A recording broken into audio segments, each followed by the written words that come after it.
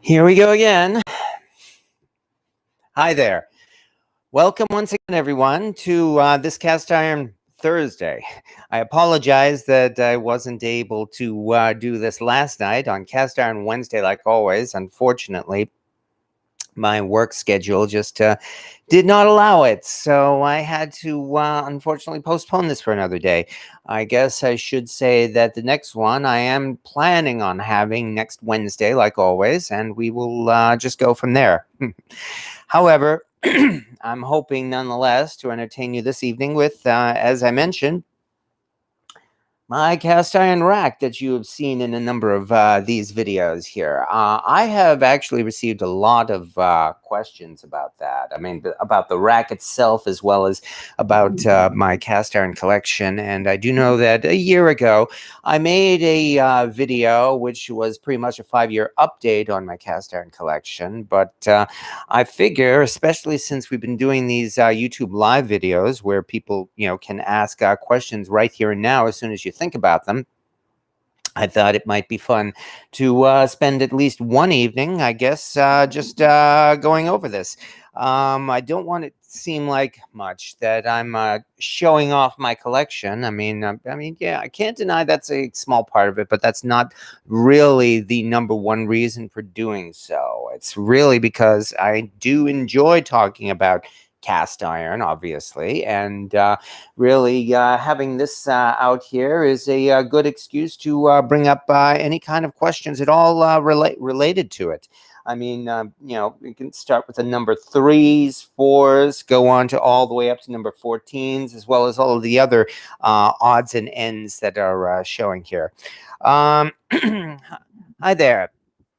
Bookworm 73. I like seeing cast iron collections. Well, yeah, I have no doubt you're starting to build up one yourself, because that's how it goes. Most of us start out with 1 and then 2 and then 4. It's as though they just start multiplying by like rabbits by themselves. So, and that's why they call it cast iron-itis. And as Ruth Meow says, it gives us an idea of how to store our cast iron. Yes. And yeah, that's one of the most popular subjects we have on the Cast Iron Cooking Group, too. People who put up these really creative ideas on how to store their cast iron. And especially since I'm in a pretty small apartment, I'm kind of committing myself to moving once again, I'm afraid, to a larger space come this spring. But thanks to this rack here, I've managed to fit almost all of it. I guess I should start saying, oh, yeah, what else? Bookworm, I picked up the same rack after seeing yours in the Culinary Phonetics. Yeah, this thing is incredibly useful. I really, really like it. And I also happen to get one on the black color, with the black color. For the record, the rack itself, I got on Amazon. Of course, I should have included the actual name of the distributor of this rack. This one, I got a slight discount in that at full price, this rack had a $99 price. I think I managed to score it for like about 75 or so, but that's pretty good deal, I think.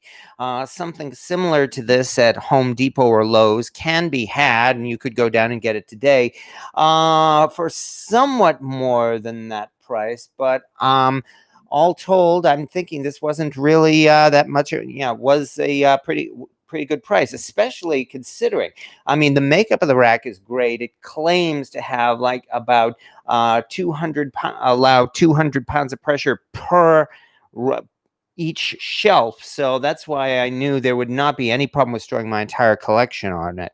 The floor, well, the floor so far has held up for the last year and a half. So we can only hope it survives at least until I move again come this spring. But yeah, this is a nice wire rack. And the hooks, in turn, meanwhile, I ended up making myself. I tried those S hooks that you get at Home Depot, and they did not really work. They kept sliding off. And so I finally came up with the idea of doing it the hard way. Got myself a length of chain, which is not expensive, and used some heavy-duty snips to actually make it with this kind of shape here. One that gives a lot less room for the cast iron to slide out. And so far, it's done a pretty good job holding my pans up. The real hard part, of course, is trying to keep these things from clanging together, especially when we walk past them. So it does become something of a balancing act nonetheless. But still, I'm quite happy about that. Snoop is my dog. That shelf weight limit can be in reach with a 12 can be reached with a 12 large Dutch oven. Well, I hope not. Considering that, let me move over here for a second. Considering that, if we move down to the bottom shelf, that's where the Dutch ovens are. For the record, we've got over on the far left. That's the left is the 16-quart Bayou Classic Dutch oven, which is Asian made. In the center is a BSR 12 Dutch oven. Over towards the right is the new enameled Stove Dutch oven, which is a 13-quart. And peeking over there as well is a 2-quart enamel Dutch oven that I got last year at Bed Bugs and Beyond. So, oh yeah, and of course we can't forget the 15-gallon Cauldron, all of which, yeah, I'm really glad to have been able to find room for that. So, fortunately, these things can handle even a Dutch oven without any real problem, especially since if, on the other hand, we move up to the top, a few odds and ends are up here. It's on this top shelf where I've got that cauldron that has the stumpy legs that I managed to get for my find on my birthday. In the back here is a huge 14-inch, I guess you could call it a Dutch oven. That's the one that I actually literally found lying in the street on garbage pickup day one day. And on the very top are some other odds and ends, including the BSR Spider. There's that 19th century thin fancy handle skillet. And over there are my patriotic skillets, the Made in America, the Buffalo Nickel, the USA, and so on. So, and those are only the far ends, of course. Then, of course, we can get down into pretty much everything in between, where I've got so many pans of pretty much all shapes and sizes at this point, ranging from number 3, 4, 5, 6, 7. Well, the 7s and the 8s are down here. We've even had things like a bunt pan in the middle. And okay, yeah, there are more 8s. And over here, admittedly a little hard to see, this is where I have the BSR fish fryer, the very long and very useful fish fryer. So Les Bennett says, I recently made a lucky find and for $5 bought an unmarked Wagner Ware 10-inch, but it turned to be a bit of a spinner. Do any of y'all enjoy using your pans that are spinners? Absolutely.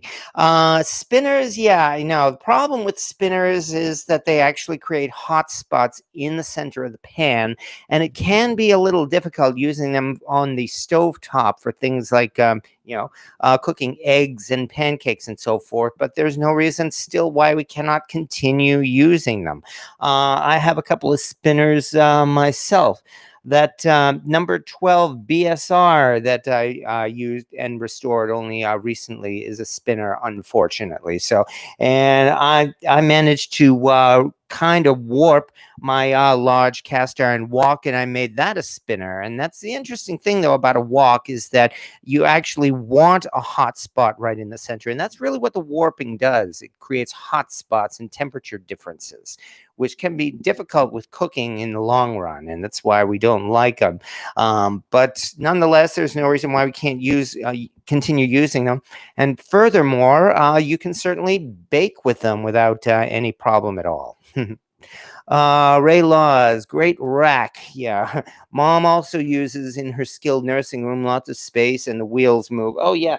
This thing did come with wheels. I never put wheels on them because obviously for something as heavy as this, wheels really would have been pointless. I think they're stored somewhere. So, but nonetheless, there is that option. So, William Hurt, I hope it never gets tippy. Well, I will say, if nothing else, this is actually extremely sturdy, and that's another good reason why I like it. In that it does feel very safe. Some people, of course, have come up with a lot of really clever ideas, especially things like nailing or screwing pallets onto the wall for a nice rustic look, and then you screw hooks onto those and hang the cast iron on that, which is nice. Some people do use pegboard, but if you're going to use something like pegboard, you better make sure that it's well braced, because these things are heavy and we don't want it to end up breaking it, especially since a lot of pegboard is really not much more than glorified cardboard. Spinners work in the oven, says Bookworm 73. Did better for putting in the oven. Wouldn't want to be a burglar and bump into that rack. Yeah, that is the nice thing. The truth to tell, I forget if I mentioned this on my live or not. About a year or so, I was in fact robbed. I don't live in the best neighborhood, I'm sorry to say. And yes, somebody did actually break into my home and take some stuff. Obviously, they were going for stuff that they could get a quick sale, and I have no doubt what they did with the money, they probably shot it into their arms, and no need to go into that. What they did take, unfortunately, was my TV, my camera, video camera, and a laptop. They did not touch the cast iron. It was lying right here. They did not touch a single piece of it, because then again, you figure that your typical junkie, I mean, what would he care about some dumb old pots and pans? It's not like he knows the value, or is that your typical fence. I mean, yeah, you could probably sell a pair of sneakers or something for, I don't know, for like $10 or get a hit off of it. But it's like, what the hell am I going to do with it with this weird frying pan? So fortunately, I'm safe in that respect. That plus, as you said, it does keep people from quietly sneaking through the house. Live stream sounds a bit sticky, close to buffering. I hope not. And as far as I can tell, I've got a full Ethernet connection here. It seems to be reliable enough on this end, and I can only hope it stays that way. The best I could say is that if there seems to be a problem, you might want to reload or refresh your own browser and see if that helps. And if it and besides, another says it sounds good here.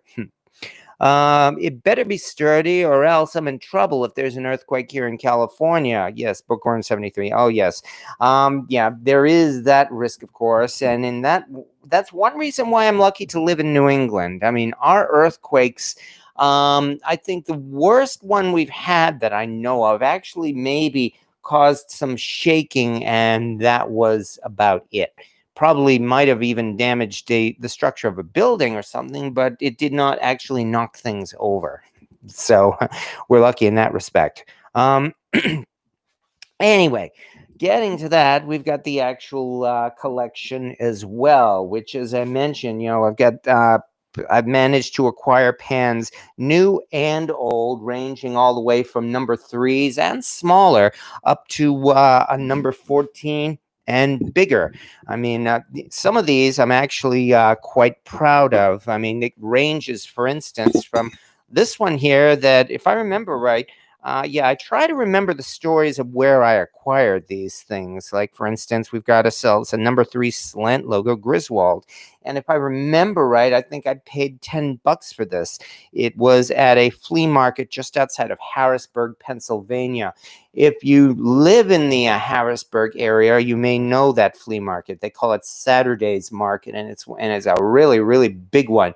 Or at least I hope it is. I hope, especially after the past year or so, it hasn't shut down. There was this really wonderful flea market in Binghamton, New York, that I went to several times when I was on my trips. Unfortunately, just after Halloween of last year, only a couple of months ago, I went down there once again, and they were practically gone, unfortunately. It seems that really the economy had almost shut them down. I can only hope they come back again next spring. But anyway, this is a number 3 slant logo Griswold, and again, I enjoy getting both new and old because right next to that we've got ourselves a brand new Lodge wildfire, not wildfire, wildlife number 3, which is they only produced a couple of years ago, and I managed to get this one at the actual Lodge factory store in South Pittsburgh at the National Cornbread Festival. So um, yeah, as I mentioned, I don't know if it's because I'm a geek or not, but I enjoy remembering the stories behind as many of these pans as possible because I consider most of these stories interesting, and I'll bet you probably find you've got a couple of stories as well about getting a good score or receiving one as a Christmas present or one that you may have inherited from somebody special, or maybe you even won it in an online auction. Stories like this are a good reason why these collections here are so personal. Of course, I do my best to try to keep this collection in use and not just hang around for display, which is one reason why I make all of these videos. I find doing all of this cooking here for YouTube really gives me an excuse to rotate through my collection and start using things that I normally wouldn't use. Like for instance, I can dig back here. We've got a, see what I mean? Clang, clang, clang. This one is a good typical Cracker Barrel number 3, which is made by Lodge. Yet, looking behind it, here it is. We've got a 6-wedge cornbread skillet. This is a BSR one, and they produced this somewhere between 1967 and the mid 1970s. I found this one on my way to the National Cornbread Festival. There's this town, Sweetwater, that's it, Sweetwater, Tennessee, which is about an hour and a half from South Pittsburgh. They have several tourist traps, including a very huge flea market and a semi-decent antique center downtown as well. I managed to find this one at a reasonable price down there. So, and that's the thing too. You never know when you're going to find yourself a good bargain. I mean, as we all know all too well, especially with cast iron making a comeback these days, prices for vintage cast iron certainly have been going up, haven't they? Antique malls, even at flea markets, you can find that the prices are really not what they used to be. And yet, every so often, if you look carefully, you can still find yourself a good score in some way or another. And of course, you never know when you're going to find it. And that is why we call it the joy of the hunt. 6-gun symphony, that you have the 8-pointed medallion with chaos on your show. I wonder if you have a gaming channel too. Well, no, this YouTube channel takes up almost all of my time, I'm afraid. Yeah, no, this is actually not due to gaming. It has more to do, I think, with 2 things. With chaos magic, which I don't talk about much on my live because that's a completely different subject, but also having to do with Michael Moorcock, the famous science fiction author. And and anybody who knows science fiction knows about the Star of Chaos from there. And yes, I do understand it was used for Warhammer. I do have to say, really, thanks to my roommate, Jamie, only within the last couple of weeks or so, I've started reading the Dungeons and Dragons rules again for the first time in decades, only because she told me that her son has been getting into D&D, and that kind of inspired me to give him a copy of a D&D book for Christmas and actually look over the rules. So I have no intention of changing over my hobby. I mean, this actually, is a very fun hobby, but well, I'm hoping maybe if somehow there's time, I may actually get more into gaming. But other than that, is that chromed old school grocery racking, sir? Are you referring to this shelf? I think when you're saying that, I It is a wire rack of the kind that you do see at at a lot of stores and businesses and the like. As I mentioned, I managed to get this from Amazon. This one came in a black color, which obviously made it very appealing because the metallic, shiny wire racks. I mean, those are very nice, but really, there's something just plain cool looking about the black coloring on this. So I was quite happy to get that. Yeah, around Monroe. Is that small cauldron on the shelf from Townsend's and Sons? Small cauldron. Let me see if you could point me out to when you're saying the small cauldron. Do you mean the one up there on the top?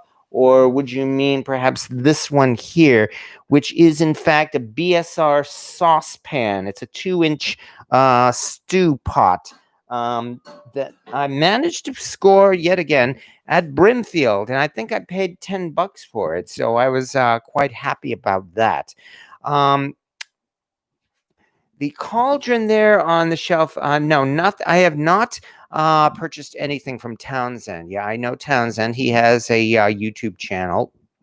He started the YouTube channel to promote his own vintage antique business, and bully for him.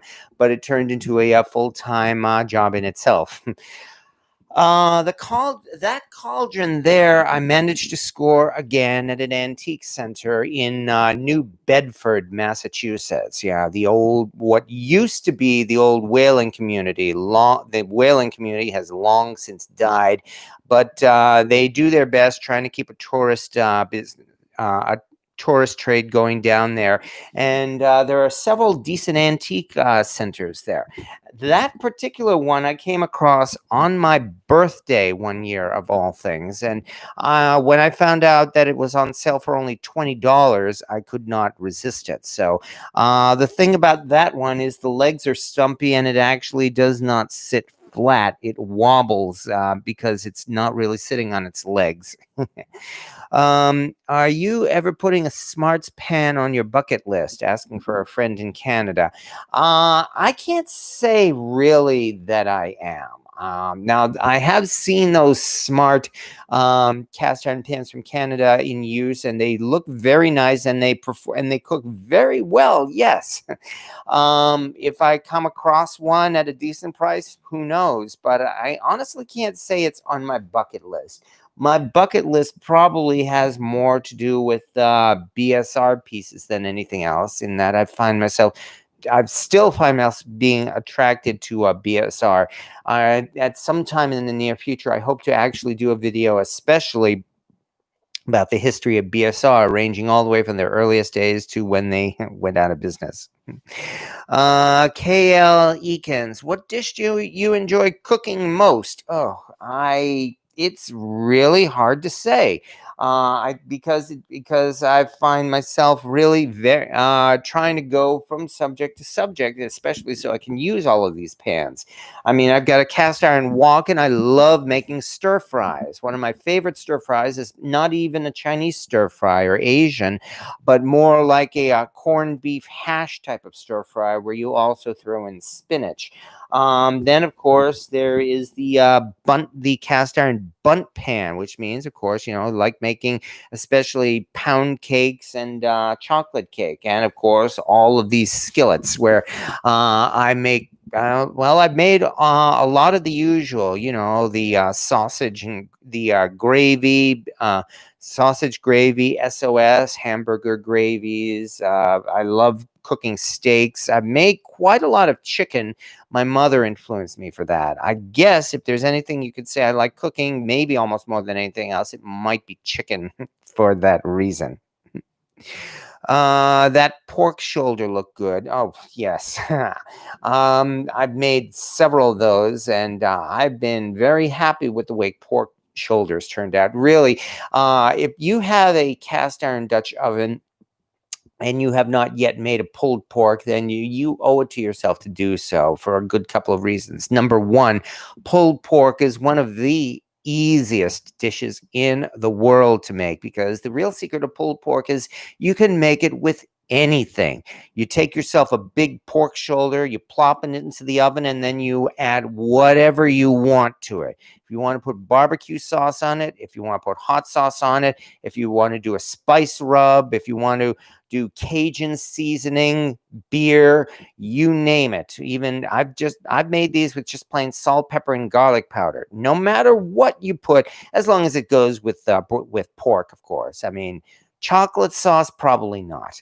But if you put just about anything that goes on meat or pork in with a pork shoulder, you cover the lid and you slow cook it at 250 degrees for like maybe 6 to 10 hours at the most, and you've got yourself a perfect pulled pork. You cannot go wrong with it. It is so easy and delicious, and it feeds a lot of people. Yeah, it's making my mouth water for it even now. So looking forward to more cooking videos. Well, I do have more on the way still.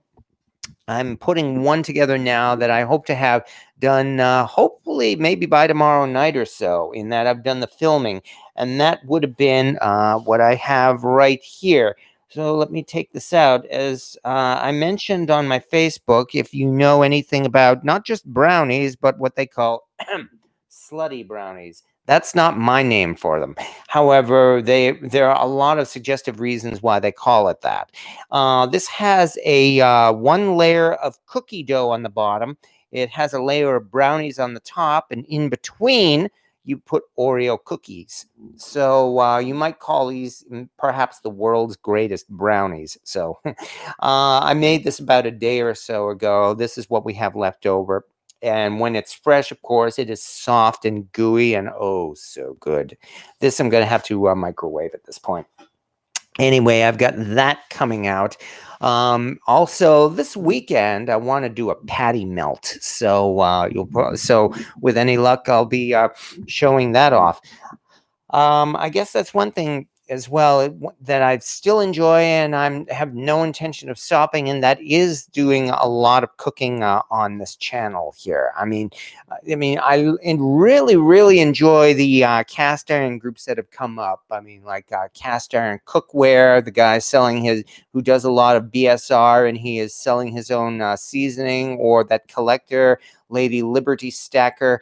We've got several grilling YouTube channels, and a few new ones that are starting up as well. There's this one guy who does a lot of interviews about cast iron and cooking, and he calls himself Mr. Cast Iron. But I've been doing what I can to try to vary and come up with a lot of dishes in cast iron that we don't see a lot of on YouTube. I mean, I love gravy, for instance. I love steak. I love chicken, and so does everybody else. And we all see these wonderful videos on of making chicken and steaks and pulled pork and the like on YouTube. And please don't stop doing it. It's all wonderful. But I do try, as I said, to vary and come up with things in cast iron that we haven't seen very often. And I hope in at least a couple of cases I've been able to do so. That's why I'm proud of things like the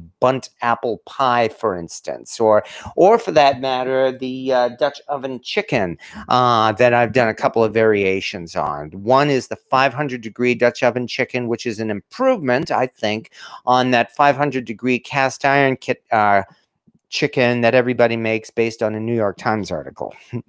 Pawpaw Dan followed your SOS recipe and it turned out good. Well, I'm glad you liked it. Yes, I mean, that's also another reason why I do this. It's really, really flattering when I see people actually using these recipes and commenting on them. I'm very much interested in that, because really that's a lot of the fun of this comes with sharing it and helping other people have fun with it. I mean, that's really more than anything else, I think. I don't see the cauldron. Ha ha. Oh, you must mean this cauldron down here in the corner. Yeah, that is the 15-gallon cast iron cauldron. No, I could not fit that one on the shelf. I probably could have when I was building it, but really I needed the room for just about everything else. So that's why I found a storage space for the cauldron underneath this table here. And from here, sure is a fine rack and stuff. Can I have it? Well, no, but you can certainly buy one on Amazon. I got this rack here at a fairly decent price, I think. I think I ended up paying only about $75 for it. So compared to what you get at Home Depot and Lowe's, I like to think I got a decent price for it. Um, Okay. Do you know how many pieces of cast iron are on that rack? At one time I thought my collection was about 50. Now I am guessing I probably have close to 100. Although that does include the tiny pieces I have buried back here. Stuff like, give me 1 second. Put this down. Talking about things like, where are they? Like several of these ashtray skillets, for instance. I mean, each one is a separate piece, and there are stories behind these as well. Here's one with the, it's an ashtray, as you can see, with the Birmingham Stove and Range logo. But I don't think BSR actually made this one. BSR made a lot of those ashtray skillets, but they look more like this. And in fact, if you see one of these at a flea market or in an antique mall, and it looks like this with this groove on the handle, where I've even as a kid, I remember people using these as ashtrays and resting a cigarette in this groove, even though there isn't much really on the side for resting a cigarette. But anyway, these particular ones were made by BSR, and they made a lot of them. Or likewise, you've got this another common one, the Wagner ashtray, which had much better resting places for cigarettes. On the other hand, this is one that BSR made with their own logo on it. As I said, it has the it has the same shape. Again, not much of a cigarette holder or pour spout or anything, but it's the groove here on the handle that really identifies this as having been made by BSR. But anyway, when I consider that I've got like about another 5 or 6 of these, so right there, that's 10 pieces by itself. I have about 5 of those oval roasters or oval heater pans, the ones they call fajita skillets. So there's another few right there. Not to mention all of these number 12s, number 3s. So all things considered, I probably do have somewhere around 100 pieces of cast iron, and I find that a little bit embarrassing. But I know my collection is still put to shame by some of them. Peg tooth. For $10, I could have bought 5 wall art accent pieces that were made out of cast iron. I was thinking of putting them in the living room. That I said to myself, save that sandbox to buy more. Okay. When you're saying wall accent pieces, are you talking about like maybe those tiny things, platters that look like skillets, except they actually have figures embedded in them? I believe they often call it Amish, but I'm not sure if it was actually started by the Amish. I honestly don't know if that's what you're referring to. Do you use those ashtray skillets for anything? Yes, I do. As a matter of fact, you know what these things are really good for? This is the world's best butter melter. I mean, really, it's like if you need to pour butter. I mean, if you need to melt butter, you really can't do any better than that. And there you go. You got yourself a perfect pour spout for it. So yes, I do use these. A couple of times I have also made individual eggs in them. In that you simply coat it, you preheat it, you coat it with grease, you put an egg into it, and you just bake the egg in the oven, or better yet, 5 or 6 of them. For that matter, you can do the same thing with cookies. You can make nice size cookies with these. So yes, there is a use for all of these cast iron pans, even the tiny ones. That's one reason why over here I enjoy this as well. This is a 1 pint lodge. They call it a country kettle, but as you can see, it's essentially a tiny cauldron. It's got a nice lid on it and everything. So a couple of times I have made apple cobblers in this. So this, I mean, it makes a great centerpiece, and it's great for individual servings. I mean, kids love eating out of these things. So the lid came separately. My first trip to South Pittsburgh to the Lodge Factory store, they've got this famous room where they had their seconds, where they sell discount cast iron items, and I actually saw a couple of these there, so I could not resist picking it up, especially for that. And I am glad I did so, because I don't think I've ever seen these lids anywhere else. Let me put this back right now. I remember Spags in White City. I even met Spags. They called him Spags because he so loved spaghetti. Yes, indeed. There are no bags at Spags. You know what they have now where Spags used to stand? A Whole Foods market. And believe it or not, and I actually find this insulting, they got this big plaque outside proudly following Spags' legacy. Now, if you know anything about Whole Foods Market, and quite frankly, I have personally boycotted Whole Foods Market for the past decade, but it is the opposite of what Spags was. I mean, Spags, of course, as you know, was where you went to get discount stuff, where you could find real odds and ends and unusual things, and it was never the same place twice. Whole Foods Market is, quite frankly, completely the opposite of that. And I'm sorry to say that, yes, there is a Whole Foods Market in where Spags used to stand. But, well, that's progress for you. Don't be embarrassed about your collection. Okay, well, a lot of us that are jealous. Well, okay. When you get yourself a collection of this size in several years, you may find yourself in the same boat. In this case, this is what I get for living by myself and having nobody to say no to. Now I have to say no myself. Has anyone ever heard of Puritan? Yes, actually. Puritan was made for Sears Roebuck. Two companies made skillets for Puritan. One of them was Griswold. The other one, I think, might have been Favorite. I do not actually remember, but the Puritan Griswolds are known to collectors and not known very much by anyone else. I actually came across a Puritan several years back. I don't have it now. I ended up giving away as a prize on the cast iron cooking group in its early days. What I what I remember was this was another antique store, which I believe is in Connecticut, about half an hour's drive from here or so.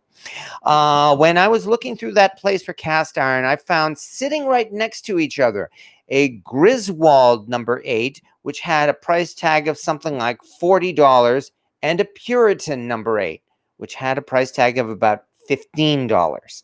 So I bought the Puritan and left the Griswold behind, especially since I knew that Puritan was in fact made by Griswold. Things like that are what I know. That's what you call a score. And that's why having at least some knowledge of this hobby can really still net you a good score even these days. So, oh yes, someone has more than me. I am not a hoarder. Yeah, I am doing my best not to be a hoarder as well. I have to keep telling myself that. Remember walking up that ramp inside. Oh yes. Okay, thanks for the information. I found it. I found a number 10 skillet. Well, congratulations. Those things are harder to find than you might think. Like, for instance, again, that number 10 BSR.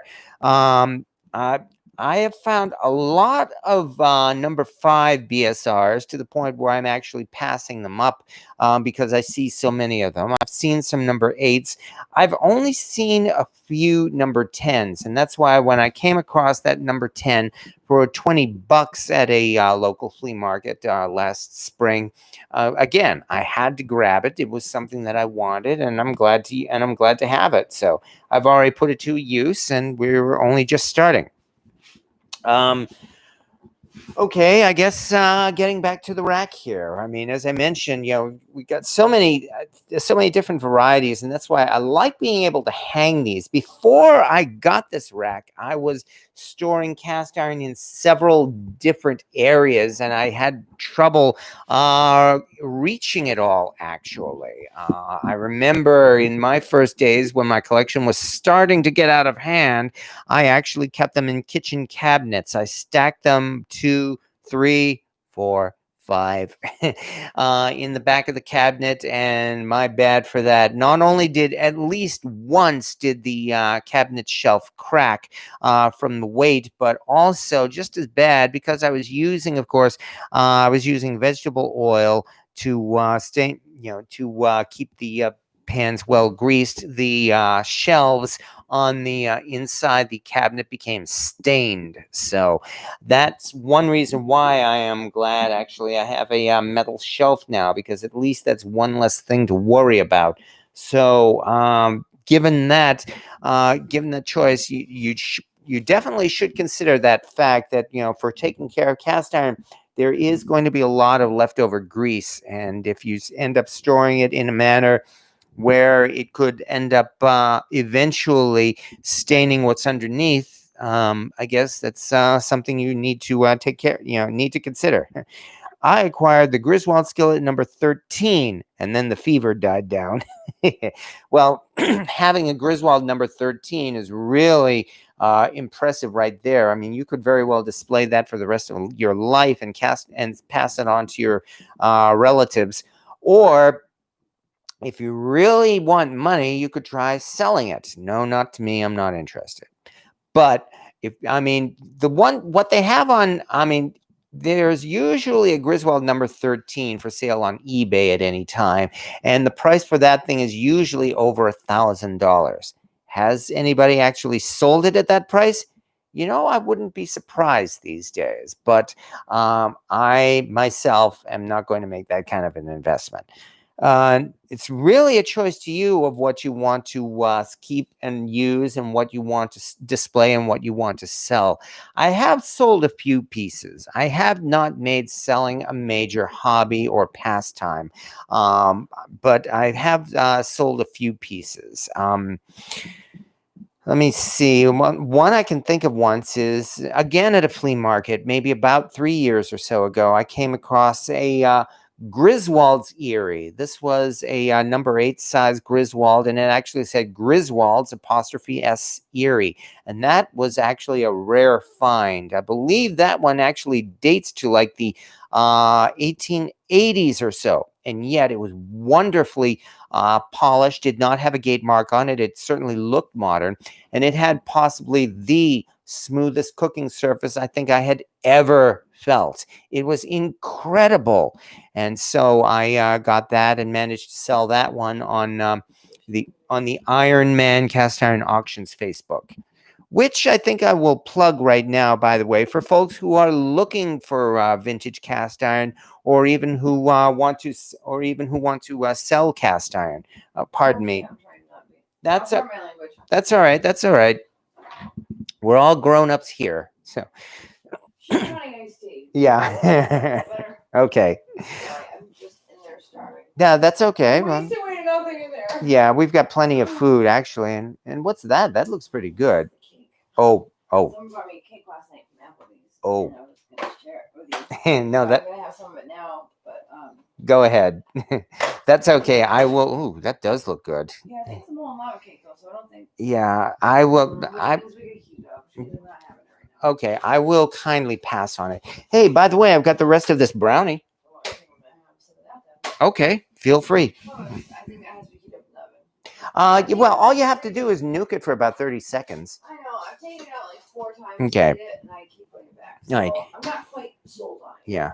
I just know that right now I'm starving. Okay. Well, like I said, you could do that, or yeah. Anyway, as I was saying, folks. Hi, folks. Good to see you all. Well, glad to see you're doing better too. You weren't feeling very well last week. I was not. No. So I've had this headache off and on. I think it's just my sinuses. I think it's the dry air. That probably has a lot to do with it. Yeah, I'm pretty sure that's what it has to do with. Yeah. But I hope everyone's doing well. Mm-hmm. Thank you for the help with the making these brownies. And like I said, this weekend we're going to be doing some patty melts. Oh my God, I can't wait. Okay, what I was saying though, if you don't mind, was talking about I was going to plug the Iron Man Cast Iron Auctions Facebook group. That is probably the best place to go these days if you want to sell cast iron or look for vintage cast iron. I mean, it is nowhere near as active as what you might find with the thousands and thousands of entries on eBay, but it's a great community with people who know their stuff. They do their best really to keep ripoffs off, and they know vintage cast iron, which is a plus and a minus. On the plus side, they will sell cast iron at a reasonable price. You know, it's not going to be in the stratosphere. On the disadvantage, because they do know their stuff, you're almost certainly not going to get an incredible steal or score for it. So it's not likely you're going to find a Griswold on there for $5. On the other hand, you're also probably not going to find a Griswold on there for $500 unless it's actually worth it. If you want to sell your Griswold number 13, that might be the best place to go. That is, again, a Facebook group called Iron Man Cast Iron Auctions. Edmund Boyle's got a polymer plastic rack from Lowe's for $35, as tall as yours. Can't hang the skillets though, and have to let them cool.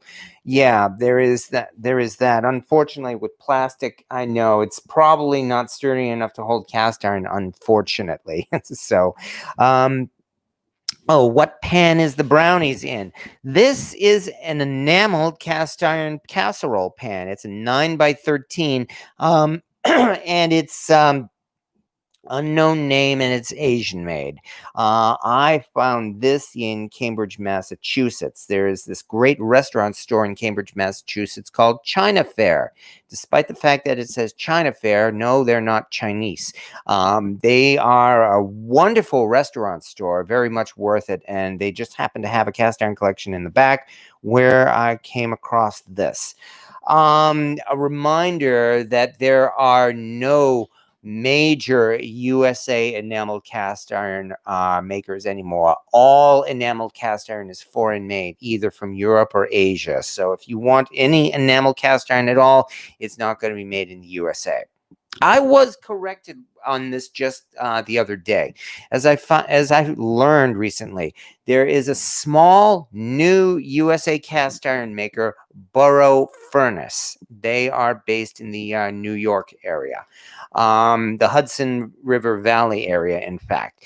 They make cast iron pans by hand, and they are actually making enameled cast iron. So that makes them the first USA-based cast iron enameled or enameled cast iron maker in decades. But again, they make all their cast iron by hand. That means they can only make so many pans at a time. They're never going to be able to flood the market because of that, unless they completely change their manufacturing. And that's for them to decide, not me. Also, it means as well that their pans sell at very, very high prices, you know, higher than what you might get for, like, say, a Finex or those Butter Pat and Smithy skillets. So definitely in that case, what you're buying there is a piece of art, USA made art. But anyway, yeah, this is a cast iron, enamel cast iron casserole. By the way, as a reminder, when Lodge came out with their new bakeware collection, they actually have now available a 9x13 bare cast iron casserole pan. And I was pretty tempted to get that one myself, other than the fact that I have this and I have the BSR fish fryer and the BSR deep fish fryer. So I don't need it. And that's where I say, again, I have to tell myself, no, I really don't need this, because especially these days, that seems to be the case. Miss French Twist, I just found a GF Billy waffle maker circa 1880. Congratulations. I'm hoping that you don't have to clean it up, because, you know, those waffle makers are awful to really clean up. It's really, really hard to do. The easiest way to do so would probably be with the e-tank with electrolysis. Um, John Schmidt, what are your thoughts on butter pat? They look nice. They look really, really nice. My understanding is butter pat goes the same route as Lodge in that their pans are thick and heavy, which makes it really great for cooking meats and that kind of thing. I actually prefer the heavy, thick cast iron for that reason. I do almost all of my cooking in those kind of pans. So for that reason, I think butter pat looks very nice. And I know as well they got a nice polished, smooth surface. So it whether or not it's worth the investment, that of course is for the buyer to say. I cannot dictate that. There are pluses and minuses, especially since I have a lot of Lodge pans and I do have vintage BSR pans as well that are thick and very smooth. I really want to get the loaf pan from Lodge. Oh, yeah. A loaf pan is yet another one of those things that you will really enjoy. I got a loaf pan for my friend Mama Bear, for instance. And oh, yeah, she is enjoying the heck out of that. She loves making banana bread in her loaf pan. So, yeah, I will say that Lodge bakeware that they came out is actually very, very tempting. That's why I could not resist getting the Lodge pie plate, even though I do make pies in my skillets. But yeah, they came out with a lot of great stuff. I mean, they redesigned their loaf pan. They came out with a cast iron pie plate.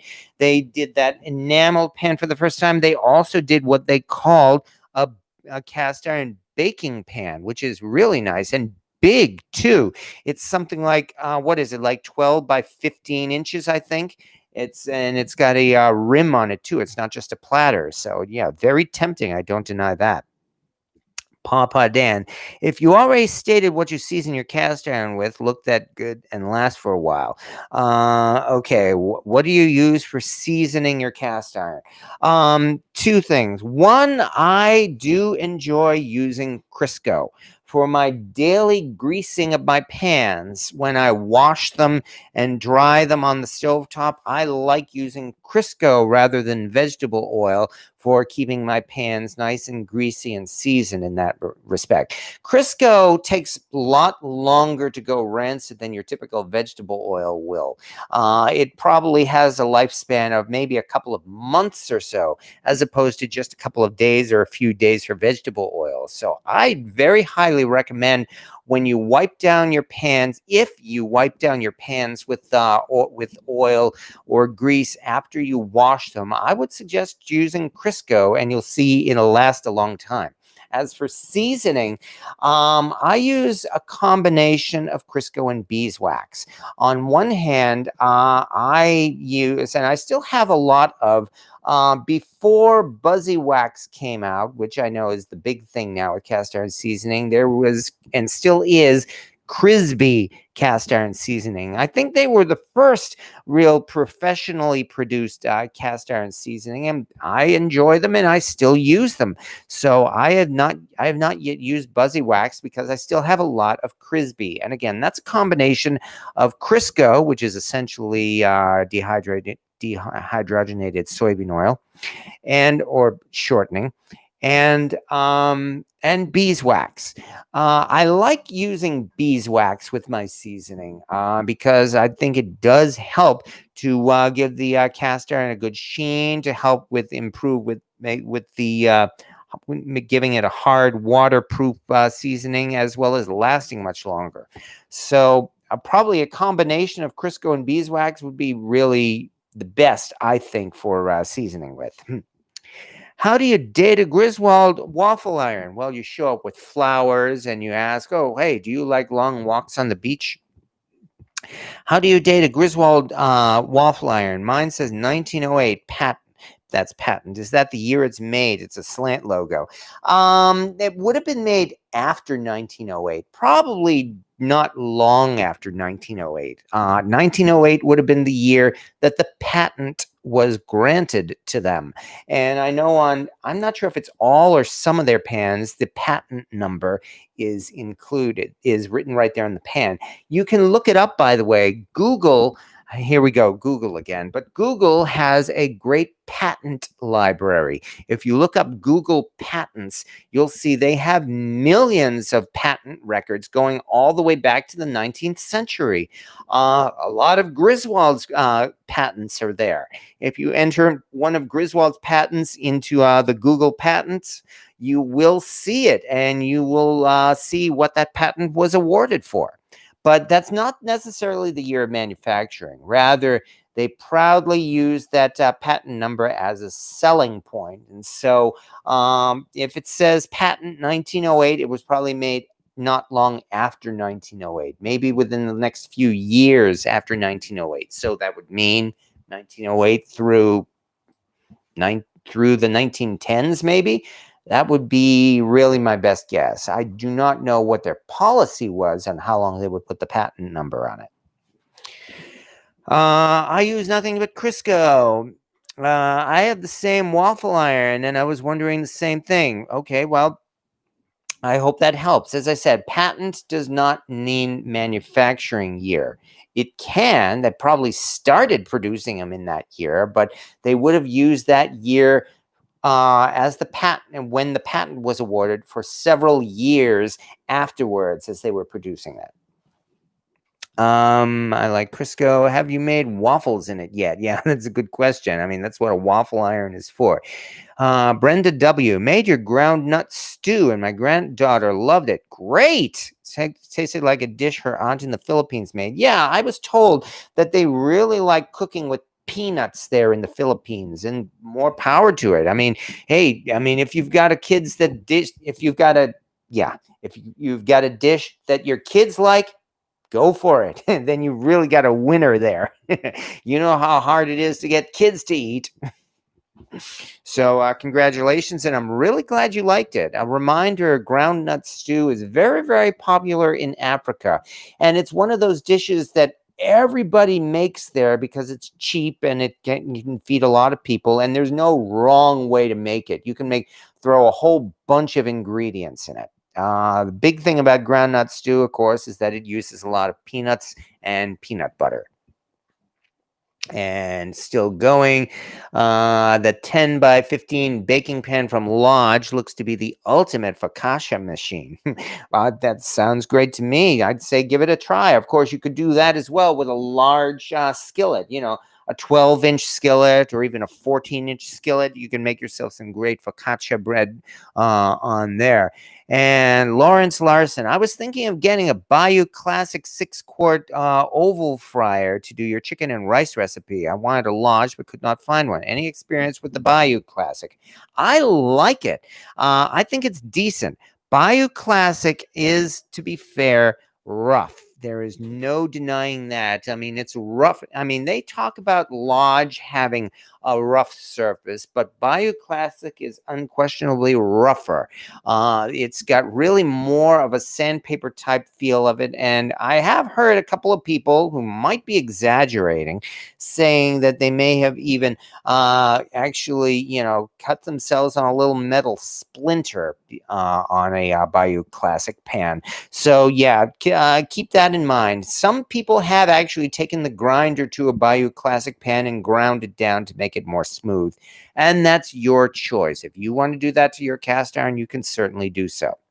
On the other hand, as I said, despite that, I enjoy it. I like it. I mean, again, I've got this 16-quart Bayou Classic Dutch oven. I got that in like 2012. I have gotten a lot of use out of it. I love using it for really big things. I've made a number of Thanksgiving turkeys in it. I've made jambalaya. I've made other kinds of stews in it. So,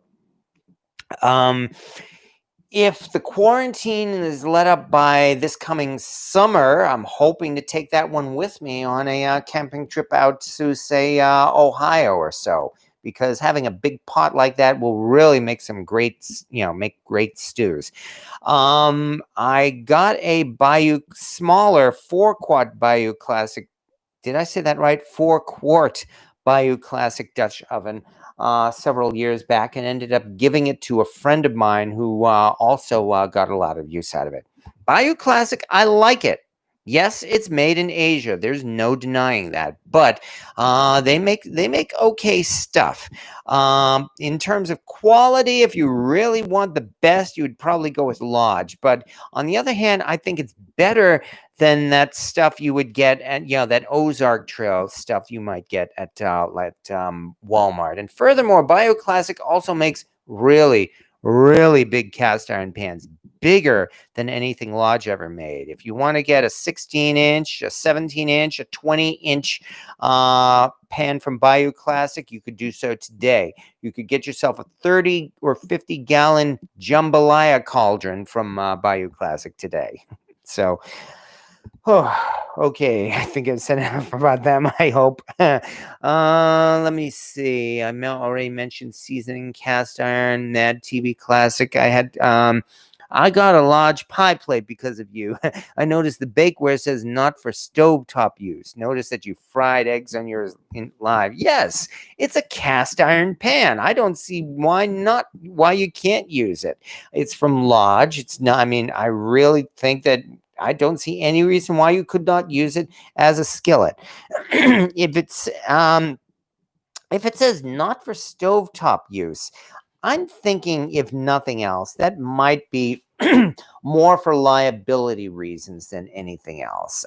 Maybe if someone tried making a pie on the stovetop. I mean, I'm sure you could do it if you covered it, but it wouldn't be easy. Much easier to make it in the oven.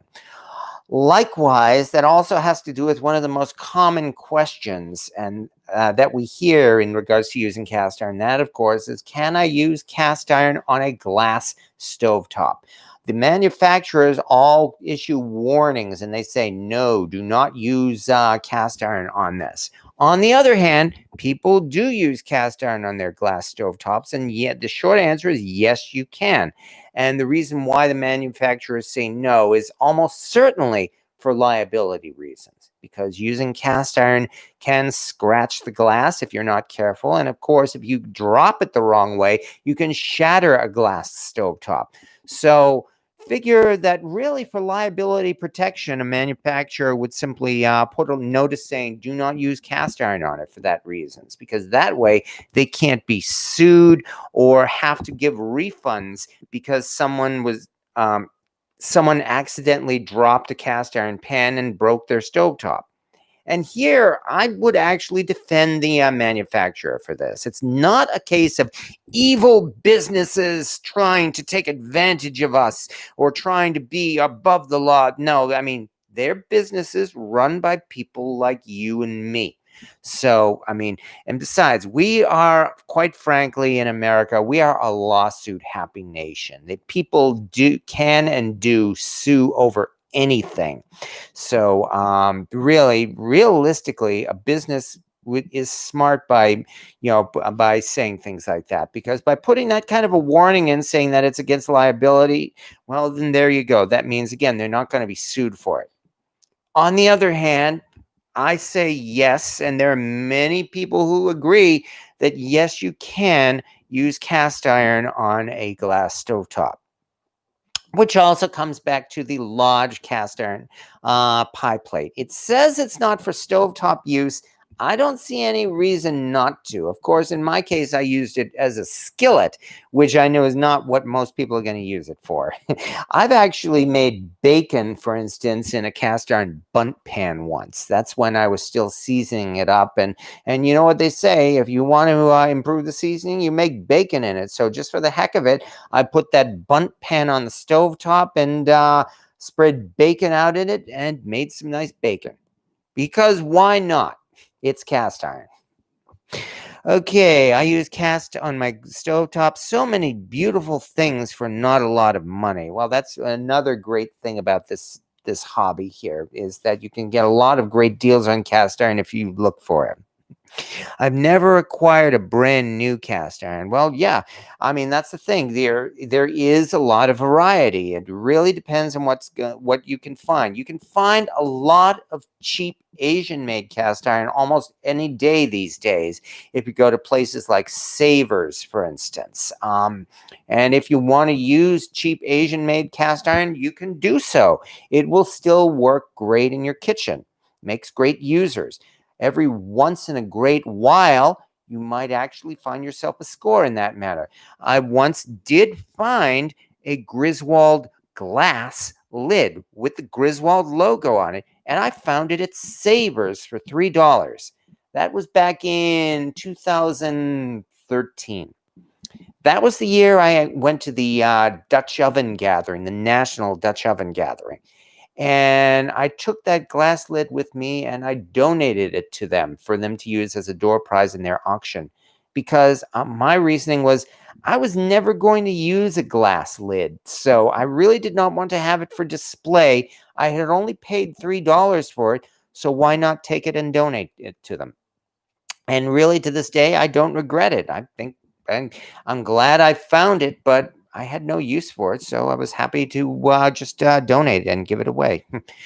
Bacon flavored pie. Hey, that's an idea, and why not? I mean, after all, we have combined bacon and maple syrup, for instance, so there's no reason why you couldn't make some kind of I'm just picturing right now, picture a pork pie with bacon and some, not much, but some maple syrup and apples mixed in. That actually, I think, doesn't sound too bad. Besides, I mean, people have made tortillere, Christmas pork pie. In fact, I made that not too long ago. I think I even made it here live. Despite all this, I really haven't said. I mean, I've got all of these pans still here on my shelf, and I've barely touched on all of them. So I appreciate you letting me ramble on and on about these. I mean, we got all kinds of stuff here. Maybe it's because I don't just want to show off my collection. I mean, I enjoy my collection and I love showing it off, but that's not really the reason why you folks are here to watch, just to watch me showing off. I mean, granted, I do have things like the BSR Handy Dan cornstick pan, which I'm really proud of. Or I just found this at Walmart.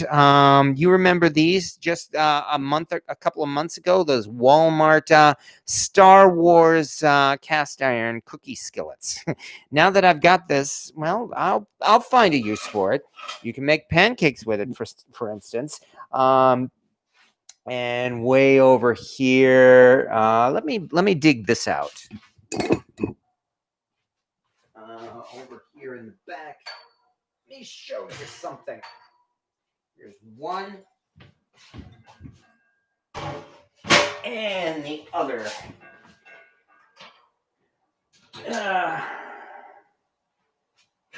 Both of these were good scores, and I'm very proud to have both of them. Muffin pans. Now, this one is a Wagner. It's an unmarked Wagner muffin pan. Came across this one at a flea market for about $12. And so, yeah, that was one of those things I couldn't pass up, especially since it looked like it was brand new and had never been used. And especially since, as you know, these things here can be used for melting lead and making lead weights. I'm kind of skeptical on buying used cast iron muffin pans for this reason. But at that price, I could not pass it up. It had a nice made in USA mark on it. You can tell specifically it's a Wagner because of these unusual holes here. Just a year or so ago, I managed to find in New York for $8 a BSR muffin pan. And once again, it has a unique shape. You see that triangular hole there at the top? That's how you can tell this is BSR. No other manufacturer made this in that shape. And here's the thing about these muffin pans.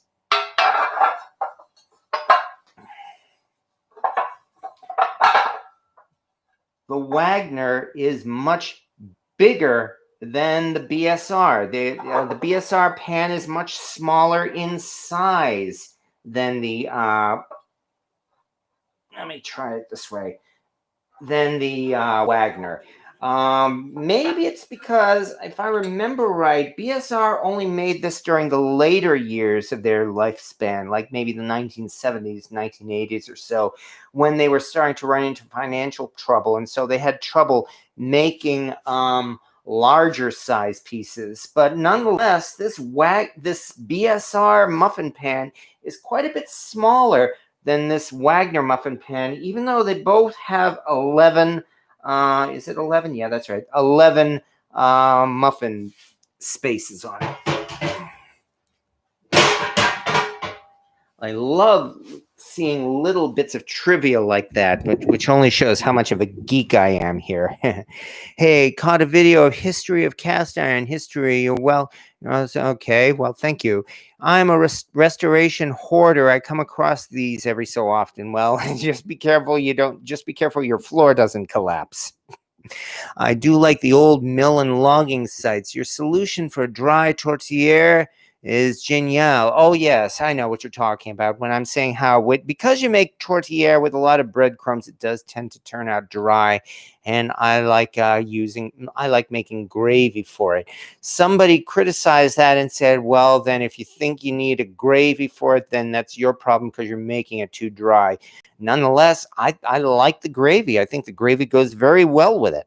So just made Yorkshire pudding in the muffin pan. Came out great. Oh, yeah, that's another great thing for using it. You do that, or popovers, which is essentially the same thing as Yorkshire pudding. There's so many things you can make. It's like it's never ending. I have a marked Wagner muffin pan, but no holes. Are you sure it's a Wagner?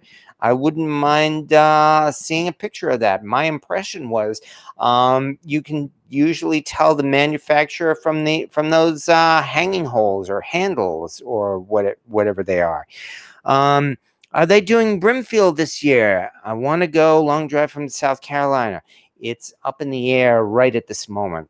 I'm suspecting, I have no ties whatsoever to Brimfield and cannot speak to them, but I would suspect now that they're finally rolling out the COVID vaccine, it's going to take a while, though, before we can really get herd immunity and be safe enough to have these large gatherings again. I personally would probably not go. If they even hold their first show in May, I probably would not go to that.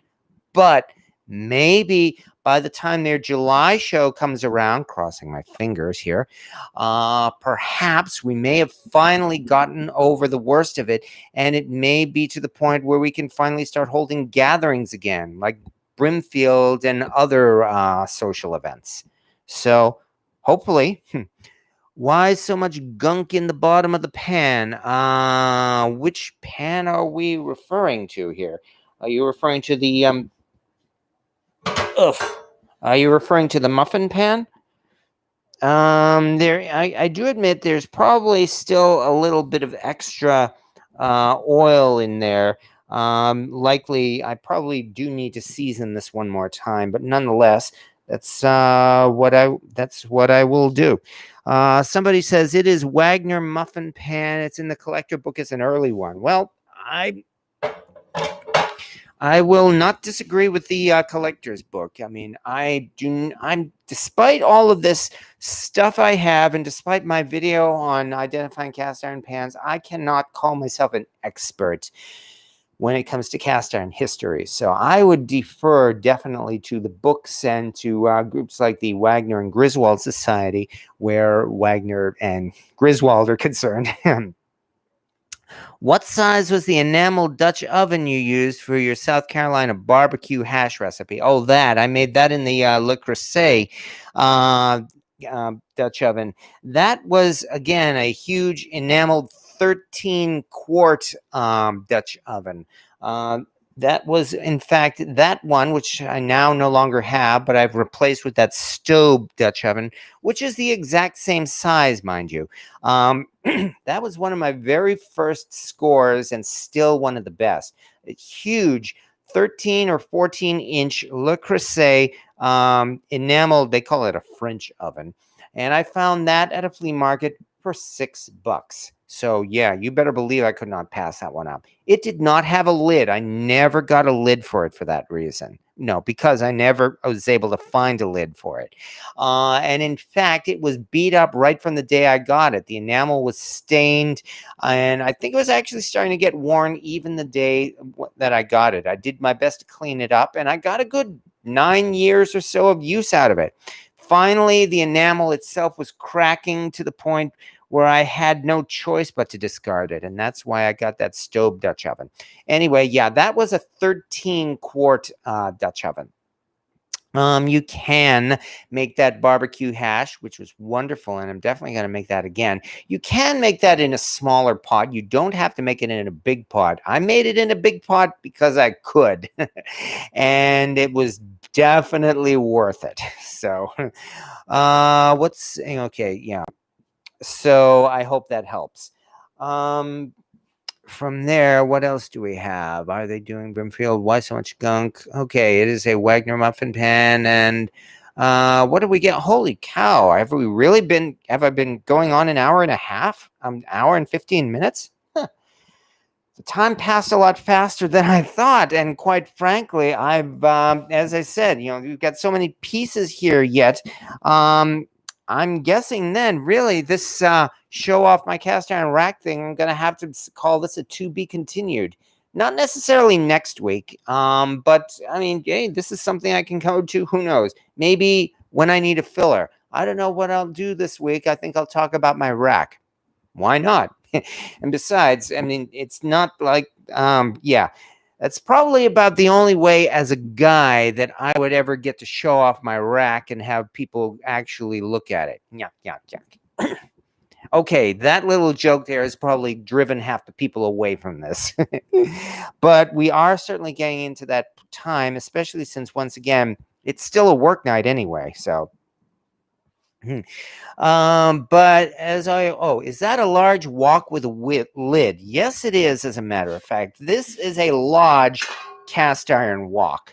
The large so-called ProLogic 14-inch cast iron wok. I got this lid separately from an online vendor called The Wok Shop. So, but yeah, it is enormously useful. And so is the wok. I highly recommend using a cast iron wok in some way or another. But nonetheless, it is, I mean, again, we are getting on in time here. As I said, I didn't expect the time to go so fast, but I'm glad it did. I enjoyed all this talking. And most of all, though, I hope you folks didn't mind it.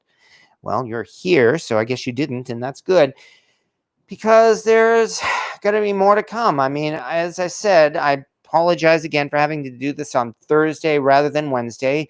But I will be back next week for Cast Iron Wednesday, unless something happens, but hopefully nothing will happen. Next week, I don't get into politics now, as I said. However, with the inauguration next week, it would be nice to do something with something of an American theme. Not political, just patriotic. And for that, I'll keep that in mind, and we will see what happens next week. But once again, though, as I said, thank you very much for your time, everyone. I enjoyed this, really, and I hope you did too. And with that, I think we will once again call this a night, and thank you again for watching, everyone. See you all next Wednesday. All right, good night.